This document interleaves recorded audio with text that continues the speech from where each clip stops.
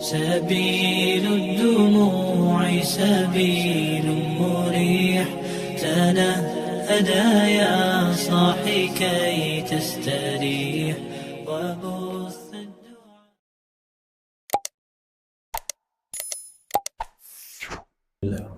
Assalamualaikum warahmatullahi wabarakatuh. Innal hamdalillah nahmaduhu wa nasta'inuhu wa nastaghfiruh wa na'udzu billahi min shururi anfusina wa min sayyiati a'malina. May yahdihillahu fala mudilla lahu wa may yudlilhu fala hadiya lahu. Allahumma shalli wa sallim ala Muhammadin wa ala alihi wa ashabihi wa man tabi'ahu ila yaumil qiyamah. Sidang jamaah maghrib yang dirahmati Allah subhanahu wa ta'ala, senang kita masih diberi oleh Allah nikmat yang luar biasa, anugerah yang Allah berikan kepada kita. Allah masih memperpanjang usia kita, masih memberi kita kesehatan jiwa dan raga, dan alhamdulillah Allah masih menyinari kita dengan hidayahnya yang membuat kita masih nyaman untuk datang melakukan sholat berjamaah tanpa ada paksaan, murni niat sendiri masing-masing. Bahkan saya tadi karena di jalan agak macet, itu makin macet makin berdegup saya, ya.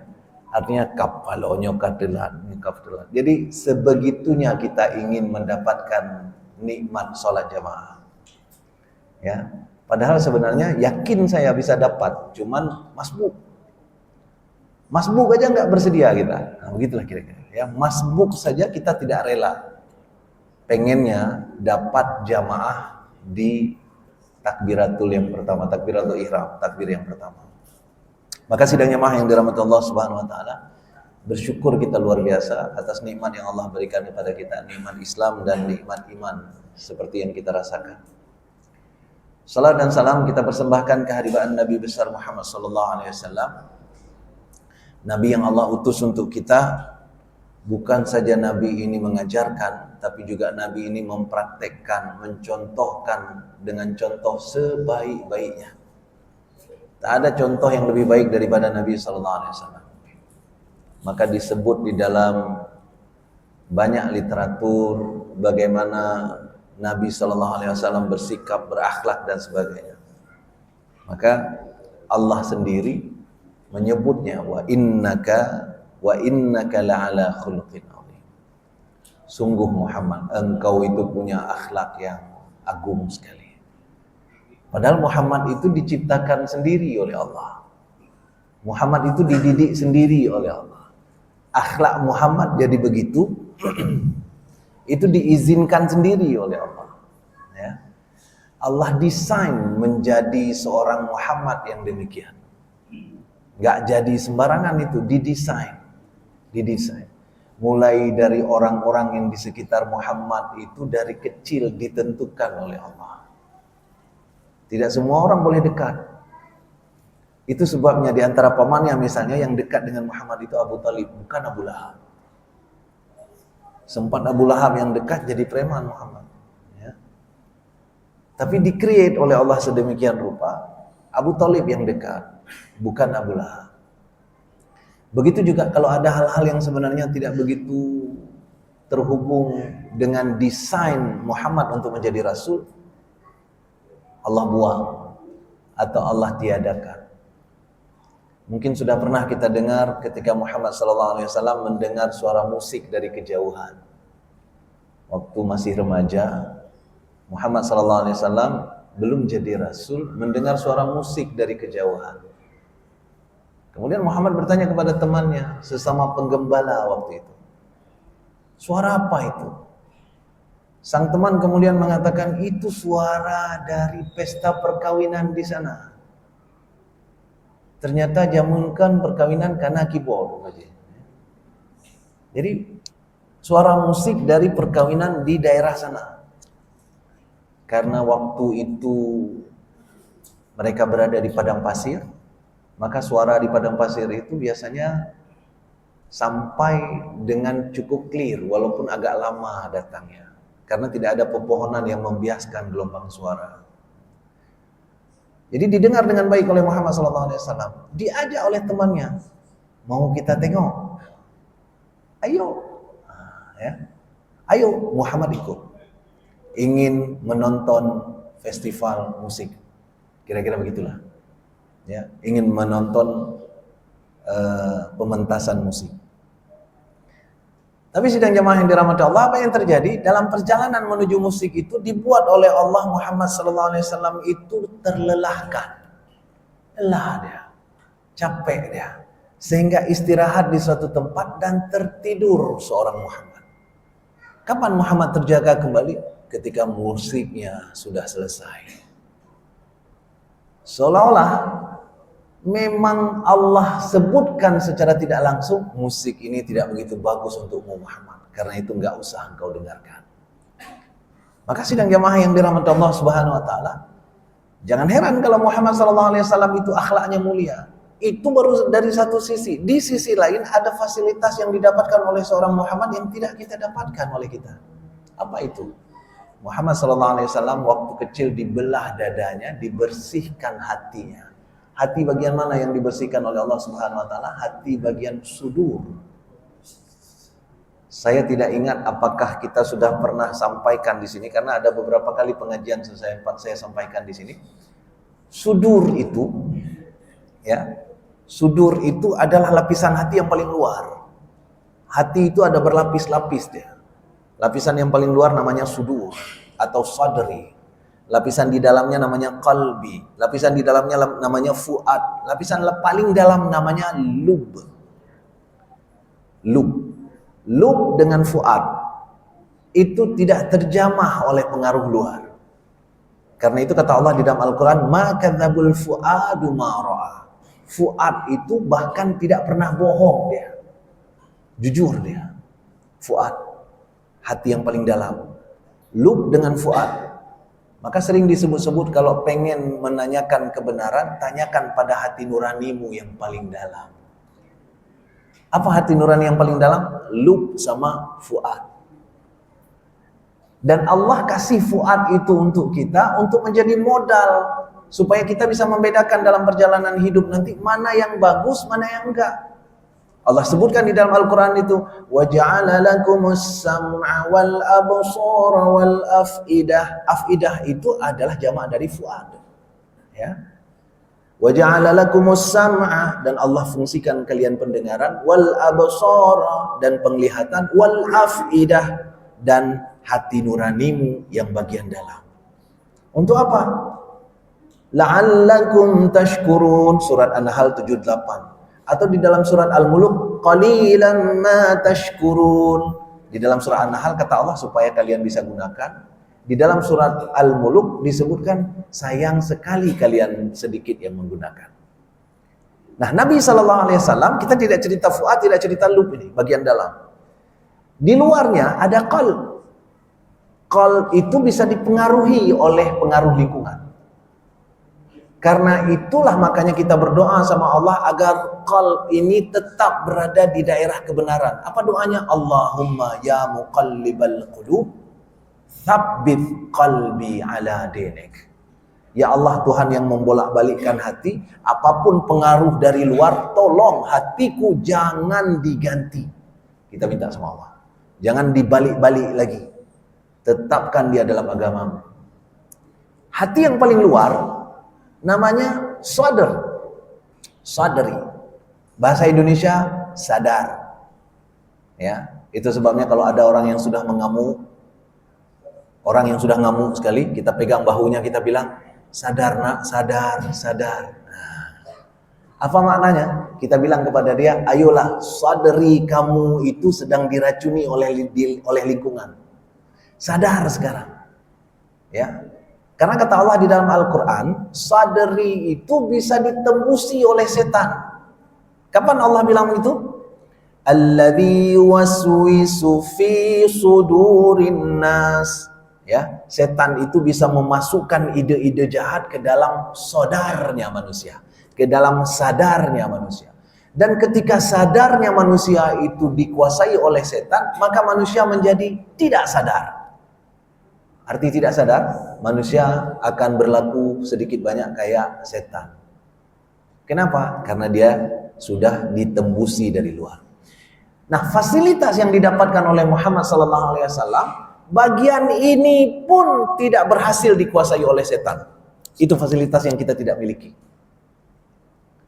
Allah sebut itu, alam nashrah laka sadrak.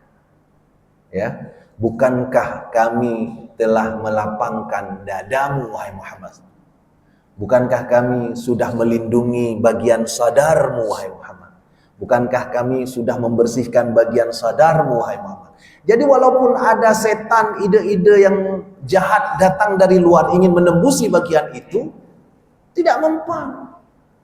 Itu sebabnya Muhammad SAW tak pernah berhasil digoda oleh setan. Tak pernah berhasil. Kalaupun ada beberapa kali Muhammad SAW terkesan diberi teguran oleh Allah. Di dalam Al-Quran ada beberapa kali Muhammad seperti diberi teguran oleh Allah Subhanahu Wa Taala. Apa contohnya? Ada beberapa. Abassa wa tawalla an ja'ahul a'ma. Muhammad berpaling dan bermuka masam ketika ada orang buta yang datang ingin menanyakan tentang agama. Abdullah bin Umi Maktum. Ya. Itu bukan karena digoda oleh setan. Itu dibiarkan oleh Allah kejadian. Kenapa? Allah ingin menunjukkan sama kita, umat yang datang kemudian, bahwa seorang Muhammad pun dia adalah tetap manusia biasa. Kalau Allah izinkan dia melakukan ini, maka ini akan kejadian juga. Allah izinkan Muhammad SAW untuk berpaling dan bermuka masam. Untuk apa? Supaya kita tahu kalau seandainya kejadian seperti itu, apa yang harus kita lakukan. Karena itu bagian dari contoh. Apalagi ada beberapa di antaranya, termasuk di At-Tahrim ayat 1. Ya ayuhan nabi lima tuharrimu ma ahallallahu lak. Hai Nabi, kenapa engkau mengharamkan apa yang dihalalkan oleh Allah kepada engkau? Tabtaghi mardhata azwajik, apakah engkau ingin menyenangkan hati istri-istrimu yang lain? Ada dua asbabun nuzul untuk ini. Ada yang mengatakan ketika Nabi SAW bersama dengan Maria Al-Qibtiyah, Aisyah radhiyallahu anha cemburu sehingga bersepakat dengan Hafsah untuk ngambek kepada Nabi SAW.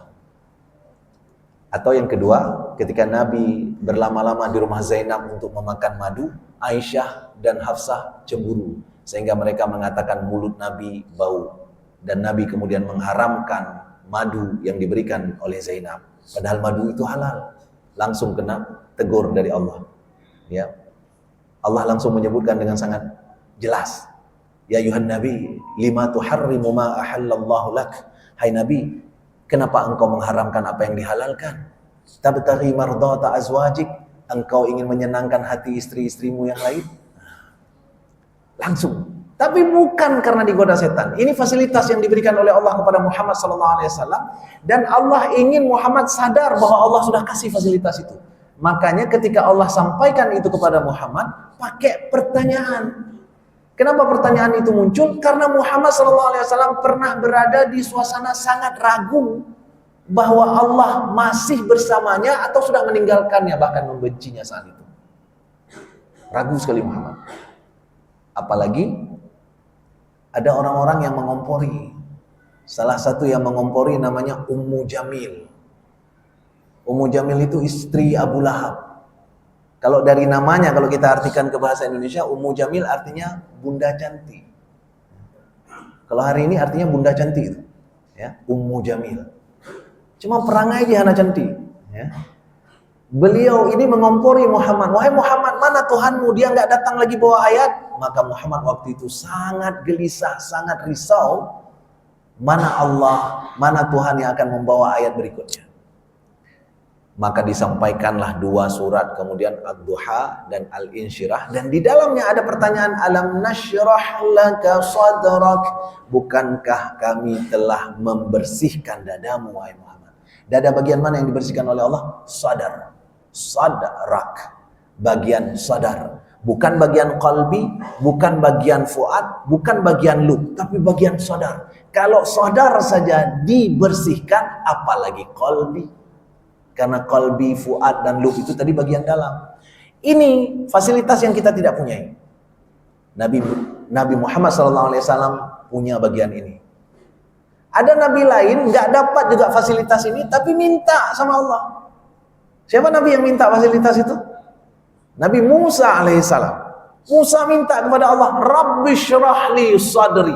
Ya Allah, tolong ya Allah, beri aku fasilitas supaya bagian sadarku itu terbersihkan, terlapangkan, terlindungi, tidak gampang ditembusi oleh setan. Dan Allah kabulkan. Musa minta, dikasih oleh Allah. Muhammad SAW nggak minta, dari kecil dikasih oleh Allah. Kita, ya, wallahu alam kita. Ya. Karena itu bagian itu nggak berani kita garansi kita dapat. Meskipun kita setiap hari bisa berdoa kepada Allah. Apa doanya? Doa Nabi Musa tadi. Rabbi syrah li sadri. Ya Allah, tolong lapangkan dadaku. Wa yassir li amri, sehingga mudah semua urusanku. Karena mudah urusan ternyata sangat tergantung kepada seberapa lapang dada kita. Itu poin pertama. Poin pertama yang membuat akhlak Muhammad SAW sangat mulia, di atas rata-rata, diakui oleh kawan, disegani oleh lawan, bahkan dipuji oleh Allah Subhanahu wa taala. Akhlak Muhammad SAW. Satu, karena dadanya bersih, hatinya bersih. Satu. Tapi yang kedua, sidang jamaah yang dirahmati Allah Subhanahu wa taala. Yang kedua adalah ketika kita bicara akhlak, akhlak itu bukan produk ceramah. Kalau kita sering-sering dengar ceramah, akhlak kita jadi baik? Enggak. Kalau sering kita ikut pendidikan, akhlak kita jadi baik? Enggak. Makanya ketika hari ini orang-orang mengatakan orang-orang berpendidikan, sudah mulai diragukan. Kenapa? Karena hasil penelitian menunjukkan sebagian besar dari orang-orang yang ditangkap korupsi itu adalah lulusan perguruan tinggi. Ya. Sebenarnya mudah untuk mengklarifikasi itu. Kenapa? Karena yang nggak lulus perguruan tinggi nggak duduk di situ. Ya. Itu masalahnya sebenarnya. Ya. Jadi yang duduk di posisi-posisi itu rata-rata lulusan perguruan tinggi. Sehingga yang ditangkap korupsi itu rata-rata adalah lulusan perguruan tinggi. Artinya apa? Harusnya mereka berakhlak lebih mulia. Kenapa? Karena mereka sudah terdidik. Pendidikan tidak akan menghasilkan akhlak. Budaya tidak akan menghasilkan akhlak. Dia hanya akan menghasilkan adab saja. Dan adab itu produk manusia. Karena itu tidak ada standarnya. Tapi yang Allah bicarakan di sini adalah akhlak. Dan akhlak itu tidak muncul tiba-tiba. Akhlak itu produk dari ibadah. Semakin bagus ibadah kita, semakin bagus kualitas ibadah kita, semakin bagus akhlaknya. Itu sebabnya, Bapak Ibu yang dirahmati Allah Subhanahu wa taala, kalau ada orang-orang, hari ini sering fenomena yang demikian. Kalau ada orang-orang yang akhlaknya sangat luar biasa, kita lihat dia mondar-mandir ke masjid 5 waktu setiap harinya, kita lihat dia bertahajud dan puasa sunnah, bersedekah dan sebagainya, tapi akhlaknya tidak mulia, ini harus kita pertanyakan ibadahnya. Karena akhlak itu produk dari ibadah. Dari mana kita pahami akhlak itu produk dari ibadah? Karena akhlak itu berasal dari kata khalaqa. Artinya menciptakan. Khalaqa itu dari khalaqa muncul khaliq, yang menciptakan. Dari khalaqa juga muncul makhluk, yang diciptakan. Maka antara khaliq dengan makhluk muncullah interaksi antara khaliq dengan makhluk, antara makhluk dengan khaliq. Apa namanya? Akhlak. Itulah dia akhlak. Jadi akhlak itu bukan interaksi antara manusia dengan manusia, tapi interaksi antara makhluk dengan khaliqnya. Termanifestasi dalam kegiatan manusia dengan manusia. Bagaimana kita menilai akhlak? Seseorang baru disebut akhlak, berakhlak kalau dia melakukan sesuatu bukan karena manusia. Nyoji undang Mbak Kauri, payah saja, anak mangan, anak saja. Itu bukan akhlak, itu adab. Tapi bagaimana juga dengan akhlak? Nyoji undang Mbak Kauri, ini harus kita datang. Kenapa harus kita datang? Karena Nabi mengatakan setiap undangan wajib dipenuhi, dinilai oleh Allah Subhanahu wa taala. Itu akhlak. Sama-sama datang, tapi beda niatnya. Ya, beda niatnya. Sehingga akhlak itu tidak terhubung dengan manusia sebenarnya. Manusia itu hanya media saja untuk menjadi objek akhlak kita. Kenapa kita menjadi baik sama orang tua? Bukan karena orang tua mendidik kita, menyayangi kita dan sebagainya. Karena boleh cek di dalam Al-Quran ketika Allah mengatakan wala taqul lahuma uff, jangan mengatakan uff kepada orang tuamu, itu tidak disebutkan kecuali kalau orang tuamu jahat. Nggak ada ayatnya, nggak ada. Jangan mengatakan uff kepada orang tua, titik, selesai. Mau orang tuanya jahat, mau enggak, tak boleh lakukan. Sehingga apa yang terjadi? Kalau kita bicara adab, maka orang baru sayang sama orang tuanya kalau orang tuanya sayang sama dia.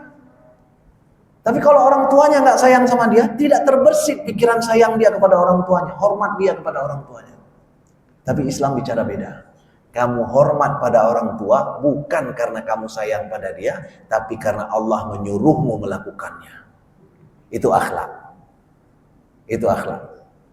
Sehingga kalau kita cerita ini, maka Muhammad SAW tidak bawa-bawa emosi pribadi ketika menampilkan akhlaknya. Dan ini terlihat sekali di Taif. Udah sering kita dengar cerita Taif. Tapi dilihat dari berbagai sisi, semuanya menjadi menarik. Supaya kita tahu, Nabi ke Taif itu ngapain? Bukan sekedar berdakwah. Nabi ke Taif itu cari dukungan. Kenapa? 3 tahun Nabi diboykot di Mekah. Diboykot oleh orang-orang Quraisy Mekah 3 tahun lamanya, sehingga dalam 3 tahun itu sakit keluarga Nabi, meninggal satu demi satu, dan 2 di antara yang wafat adalah orang terdekat yang mendukung dakwah Nabi, Khadijah dan Abu Thalib. Apa dasar awalnya? Mereka diboykot oleh penduduk Mekah, keluarga Bani Hashim. Sehingga ketika Abu Thalib meninggal, Khadijah wafat, Nabi tidak punya lagi tulang punggung untuk berdakwah. Nggak punya tulang punggung untuk berdakwah. Lebih-lebih lagi Abu Lahab diangkat jadi ketua. Ya kan? Semakin mengejaukan, semakin berat penderitaan. Itu sebabnya Nabi pergi ke Taif. Mau ngapain sebenarnya? Mencari dukungan. Dan pada saat pergi ke Taif, sidang jamaah yang dirahmati Allah Subhanahu wa taala, apakah Nabi dapat dukungan? Tidak.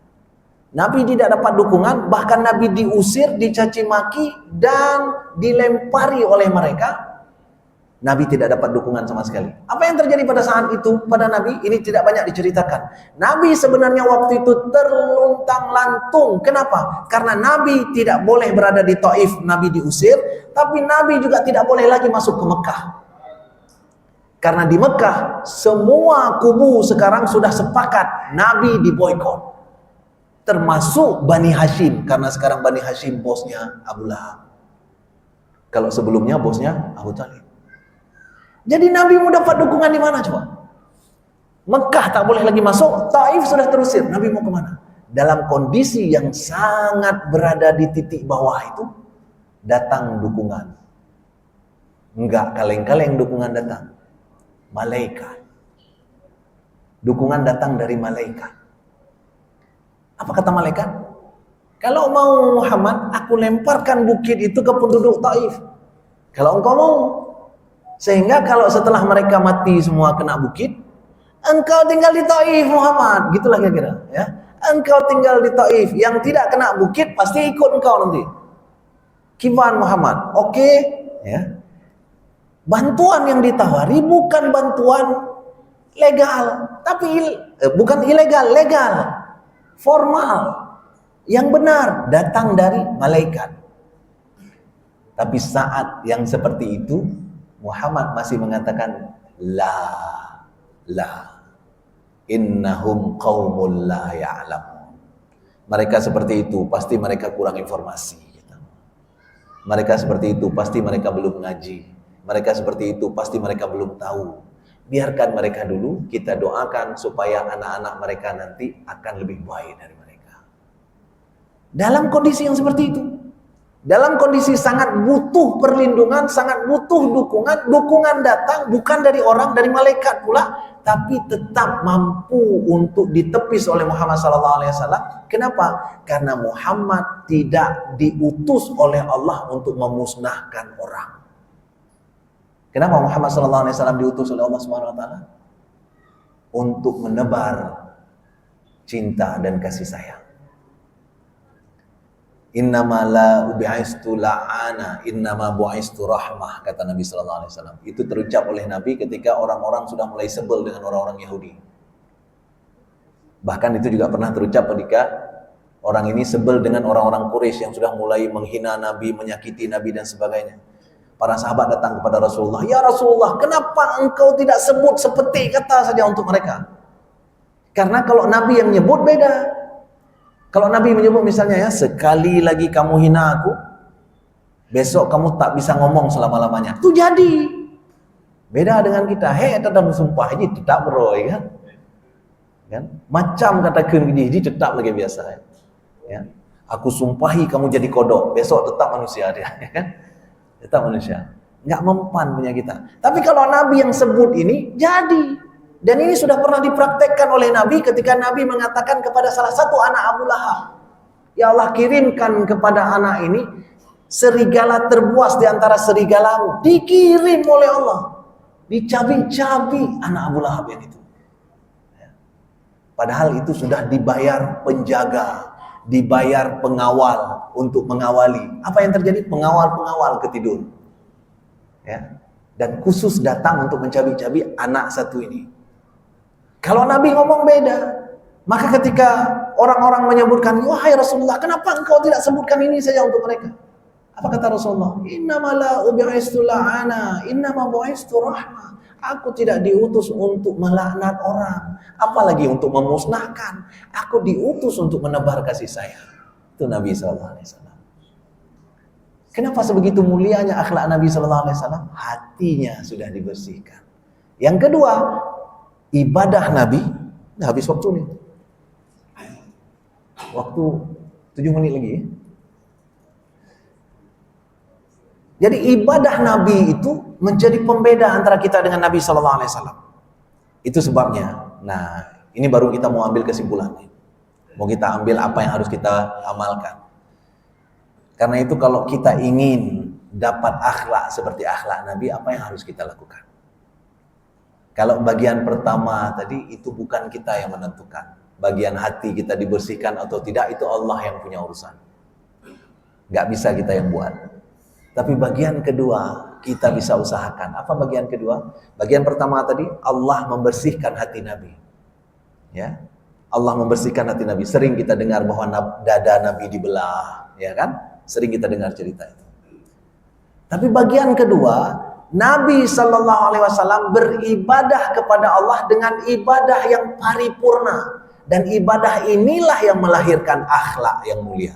Karena akhlak tidak muncul dari pendidikan, dia muncul dari peribadatan. Semakin bagus ibadah kita, semakin bagus akhlaknya. Karena itu kalau mau melihat apakah ibadah kita diterima oleh Allah atau tidak, lihat saja apakah akan berpengaruh pada akhlak kita atau tidak. Sesederhana itu. Lalu, bagian mana yang harus kita mulai?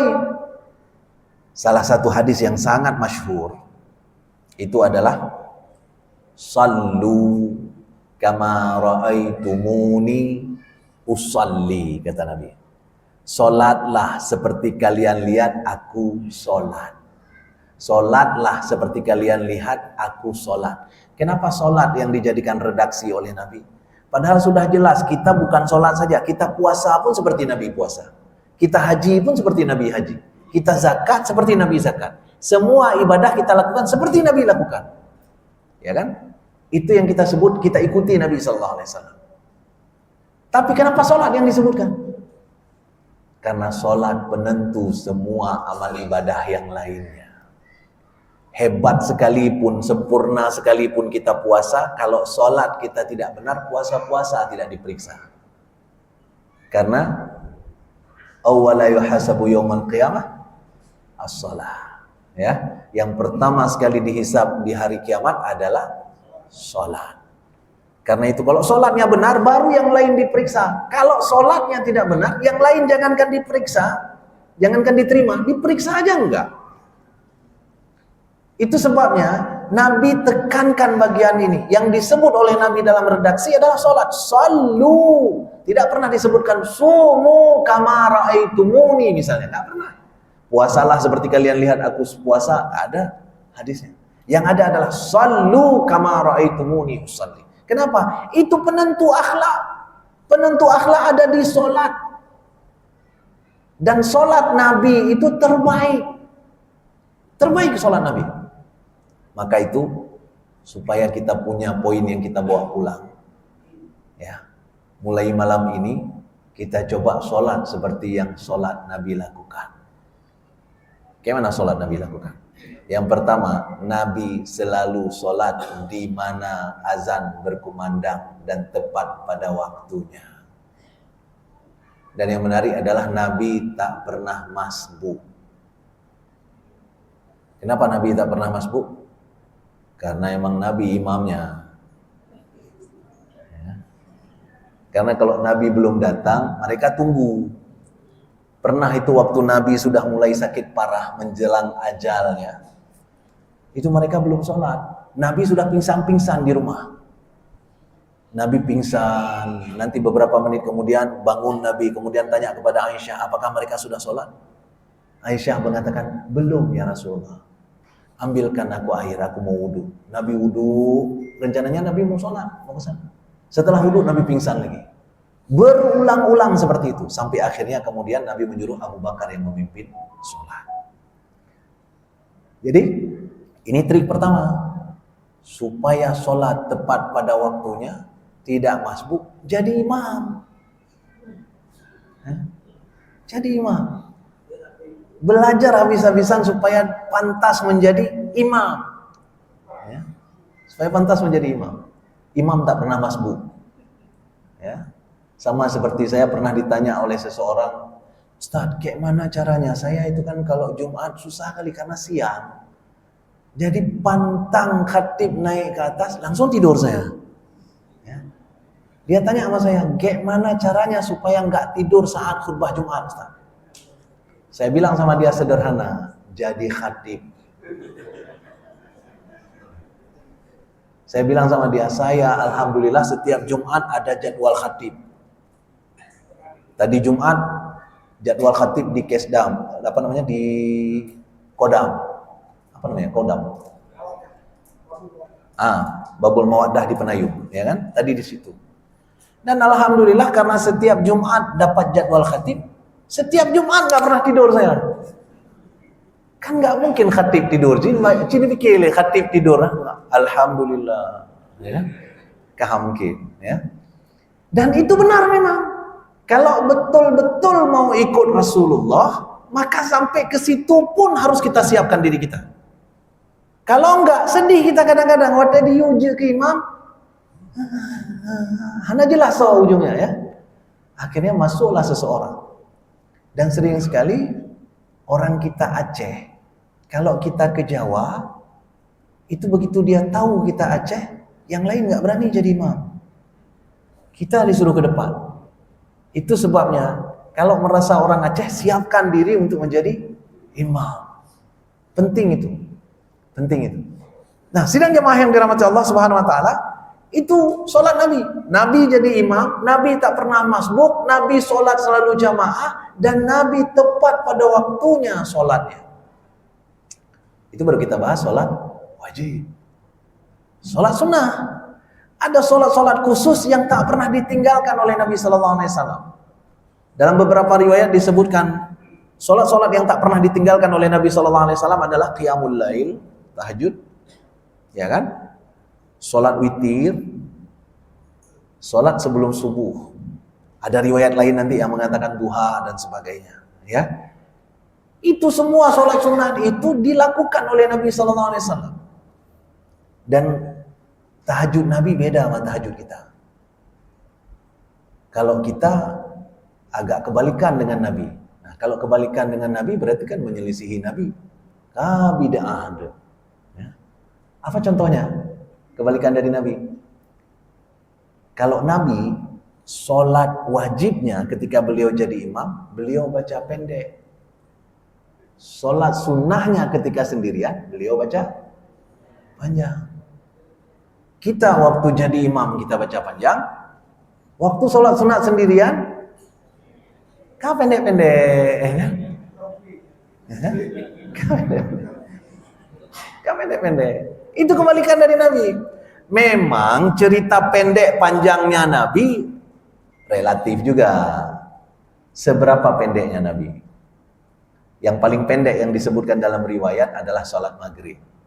Nabi sholat maghrib itu rakaat pertama membaca Al-Kafirun.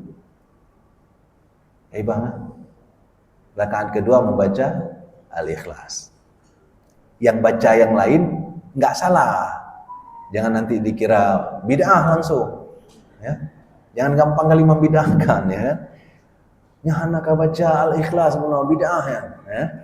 Enggak juga ya. Tapi itu Nabi ingin tunjukkan pada kita, inilah durasinya. Inilah kalau seandainya kita niatkan, ini aku baca Al-Kafirun hari ini demi supaya mengikuti sholatnya Nabi, pahalanya dapat lebih. Ya. Kalau subuh agak panjang. Ada beberapa subuh yang disebutkan dalam riwayat, salah satunya adalah subuh Jumat. Nabi sering membaca surat As-Sajdah dan Al-Insan. Ya kan?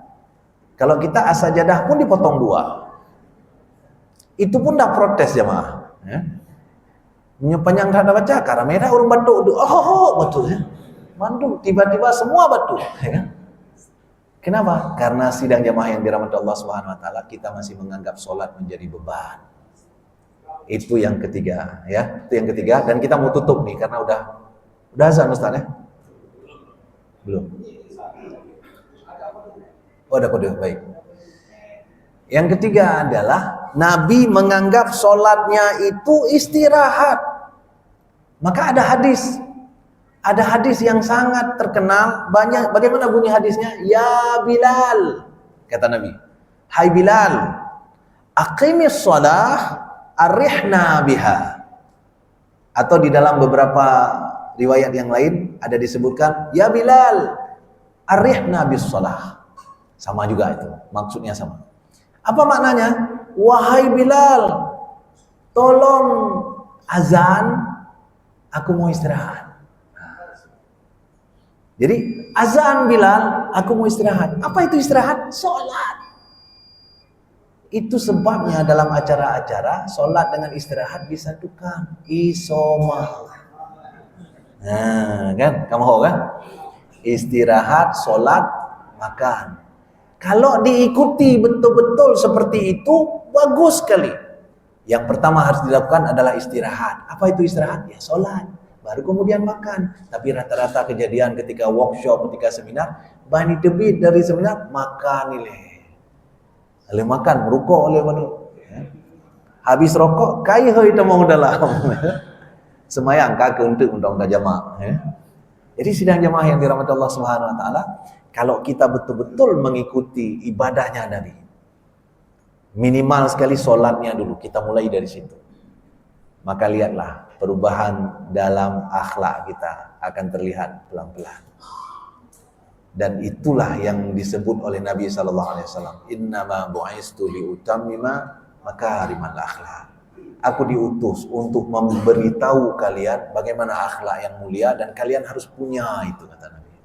Maka sallu kama ra'aitumuni usalli. Salatlah seperti aku salat supaya kalian dapat akhlak seperti yang aku miliki. Mudah-mudahan ada manfaatnya. Sudah sampai waktu Isya. Mohon maaf jika ada kekurangan dan kesilapan dalam penyampaian. Mudah-mudahan kita sudah dapat kesimpulannya tadi, bahwa ingin akhlak seperti akhlak Nabi, maka beribadahlah seperti ibadah Nabi. Tak mampu semua ibadah, fokus pada sholat saja dulu. Ya. Jatuhkan sholat seperti yang Nabi lakukan. Mudah-mudahan pelan-pelan kita mendekat kepada akhlak Nabi SAW. Amin ya rabbal alamin. Mohon maaf jika ada kekurangan, kesilapan dalam penyampaian. Subhanakallahumma wa bihamdika asyhadu an la ilaha illa anta astaghfiruka wa atubu ilaik. Assalamualaikum warahmatullahi wabarakatuh.